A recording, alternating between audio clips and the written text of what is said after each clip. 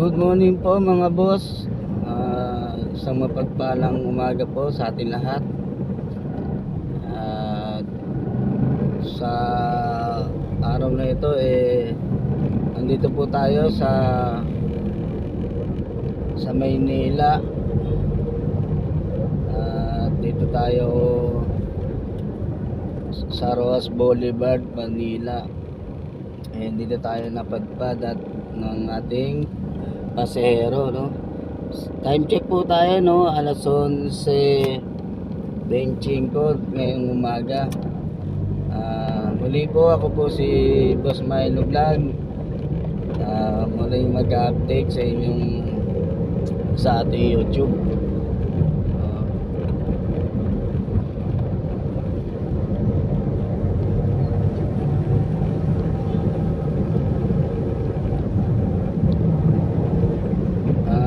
Kahapon po ng umaga nandito rin po ako sa Roxas Boulevard.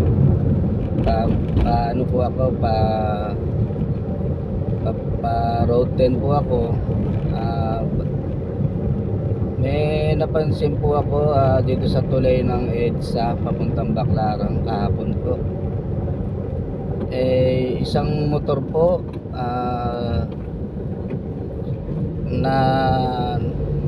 naipit ng isang dump truck kasi yung motor po medyo traffic po, sumingit po sa bandang kanan ng dump truck sa gilid ng island. Naipit po siya kasama nung motor. Hindi po siguro napansin ng driver ng dump truck na nandoon siya kasi yung salamin ng dump truck, yung side mirror, mataas po yan. Hindi po talaga kayo mapapansin yan kapag nandoon kayo sa dikit na dikit sa kanya at mataas yung side mirror ng mga truck. So mga boss natin, mga nagmumotor, no, konting ingat lang po, no. Huwag po nating isaksak yung ating mga motor pag-alanganin po tayo tulad po nung nangyari kahapon. Naipit ng gulong ng dump truck yung gulong niya, pati po siya. Hindi po natin alam kung buhay po siya o nadaanan lang po natin. Mahalin po natin yung ating sarili, no. Huwag po tayong tirang pasok sa mga gilid ng truck. Hindi po talaga kayo mapapansin niya pag nasa gilid po kayo at alanganin yung pasok nyo. Talaga pong kakainin kayo niyan, hindi kayo makikita niyan. Sa mga motor po natin, no, mas maganda yung mag-ingat po tayo pag may traffic po. Medyo wag po tayong masyadong matulin, no, lalo pag yung traffic. Minsan nga may nangyari sa akin, traffic po siya, traffic po, nasa Quezon Avenue po ako. Ang tuloy nung mga motor na nasa gilid. Dapat po pag traffic lang yung takbo natin, yung tamang-tama lang. Hindi ko inaasahan po, no, tumama po siya sa side mirror ko ngayon. Wala pa po siya, naka-signal light na po ako kasi kakaliwa ako. Hindi pa naman totally nakakalabas po ako, pero naka-pwesto na po ako, nasa pakaliwa po ako. Bali hindi naman totaling lalabas talaga, may iniiwasan lang akong nakahinto. Sa sobrang turing niya, mga boss, tumama siya sa side mirror ko. Ngayon siya po pa galit, nagalit pa sa akin. Siyempre tayo mag-a-adjust. Pinaliwanag ko lang sa kanya na na boss, wala ka pa, naka side mirror na, naka ano na ako sa signal light.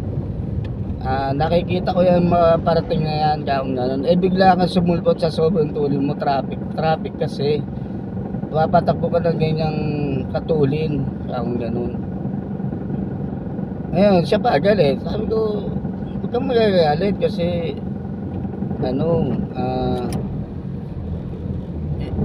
wala ka pa, nakapwesto na ako, naka-signal light na ako. Yun po. Yung lang boss, konting paliwanag lang po. Mga motor, wag po tayo labas ng bigla sa karsada.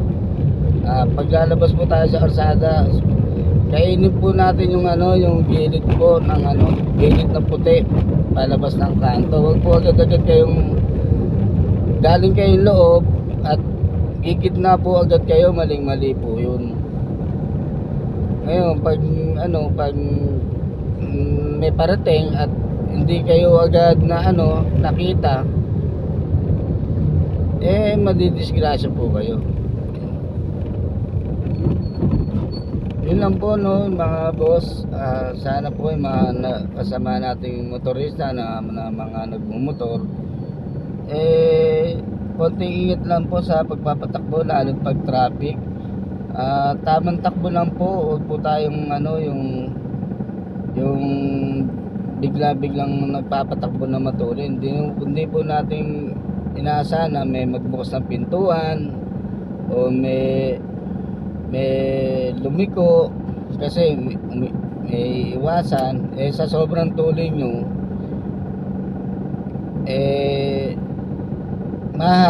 mahagip niya kayo.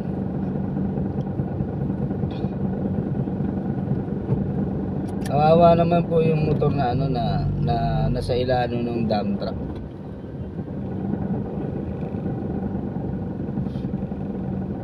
Kaya mga boss mga motoristang nakamotor, ingat-ingat lang mga boss.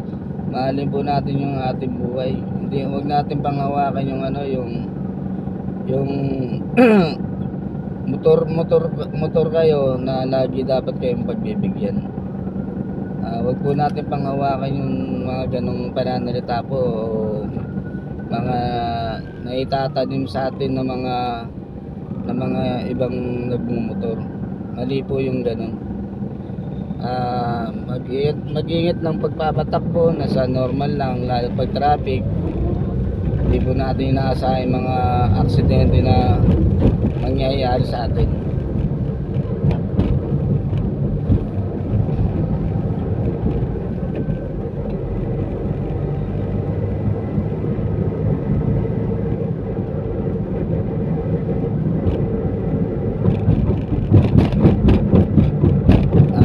Dito na tayo sa boss, sa Luneta, Rizal Park.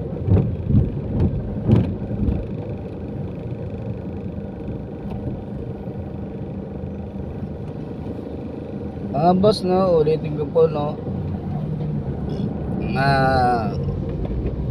tuwing sasampa po muli tayo sa ating mga manibela lagi nating tatandaan, i-check yung mga kailangan i-check sa ating mga sasakyan bago tayo sumampa ng manibela. I-check natin yung langis ng makina, tubig ng radiator, brake fluid ng brake master po natin po, yung ating fan belt ng ating makina, hangin ng mga gulong, at yung pinaka-importante yung ating lisensya. Yan po ang mga mahalaga namin dapat gawin sa ating pagsampa ng manibela. So boss si Boss Milo po laging nakipagsapalaran sa araw-araw para sa ating pamilya.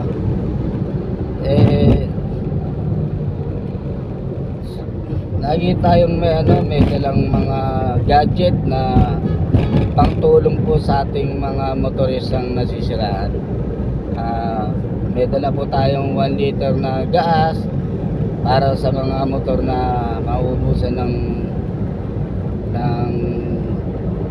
ng gas sa kanilang mga motor. At meron dito tayong terminal ng battery, scan para sa check engine, at saka tubig. Yan, may dala po tayo ng tubig para sa mga naubusan ng tubig ng motorista. At saka jam start po. Yan, may dala po tayo sa fluid ng brake master. Yan po ang mga dala natin sa araw-araw ng ating pakikipagsapalaran. So mga boss, no, ako nga po muli si Boss Milo Vlog, at hanggang dito na lang po tayo. At naway tayo ay pagpalain ng poon may kapal sa araw na ito. Maraming salamat po mga boss.